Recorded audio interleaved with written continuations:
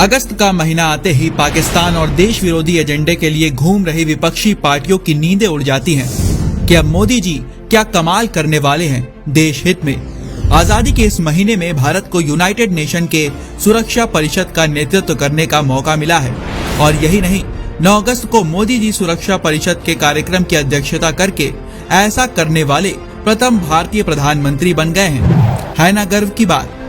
जरा सोचिए, ये वही भारत है जिसके कांग्रेसी प्रधानमंत्री मनमोहन सिंह को कभी पाकिस्तान के प्रधानमंत्री नवाज शरीफ ने भारत के ही एक पत्रकार के सामने देहाती औरत कहकर संबोधित किया था और कांग्रेस चुपचाप देश का ये अपमान सह गई थी।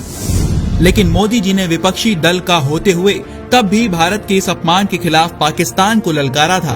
हिंदुस्तान में मेरे प्रधानमंत्री से हम लड़ेंगे, नीतियों के लिए झगड़ा करेंगे, लेकिन ये 125 करोड़ के देश के प्रधानमंत्री हैं नवाज शरीफ, ये आपकी कौन सी औकात है?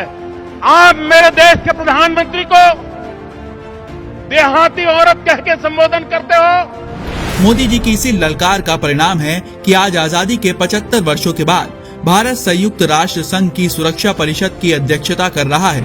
ये वही सुरक्षा परिषद है जिसकी स्थायी सदस्यता नेहरू अपनी खराब राजनीतिक समझ के कारण चीन को दे आए थे और ऐसा किसी और ने नहीं बल्कि कांग्रेस पार्टी के नेता शशि थरूर ने खुद अपनी किताब में लिखा है।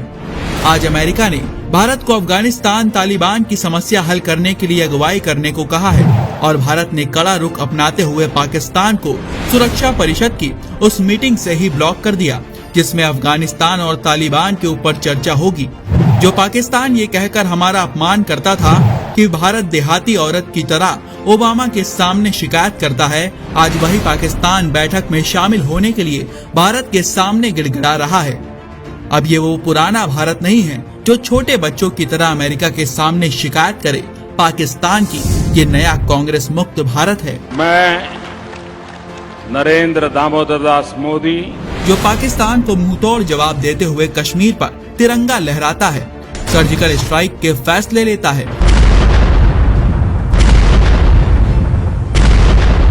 और साथ ही सुरक्षा परिषद और विश्व पटल पर न सिर्फ सुपर पावर बन के उभर रहा है बल्कि मोदी जी के प्रयासों से दूसरे देशों की समस्या सुलझाकर अपने विश्व गुरु के गौरव को पुनः हासिल कर रहा है।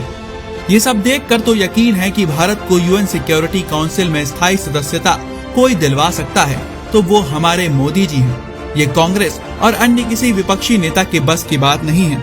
और अंत में बस कुछ पंक्तियों के साथ आपको छोड़ जा रहा हूँ, अच्छा लगे तो खूब शेयर करिएगा। तुम में करती बकरी हो, हूँ शेर सरीखा मोदी में। तुम अब्बा अब्बा रोते हो, चढ़ जाते चीनी गोदी में। अरे तुम पाकिस्तान भिखारी हो, मैं विश्व पटल पर भारत की हुंकार प्रिय। तुम कांग्रेस की लाचारी हो, मैं विश्व गुरु भारत का रचनाकार प्रिय।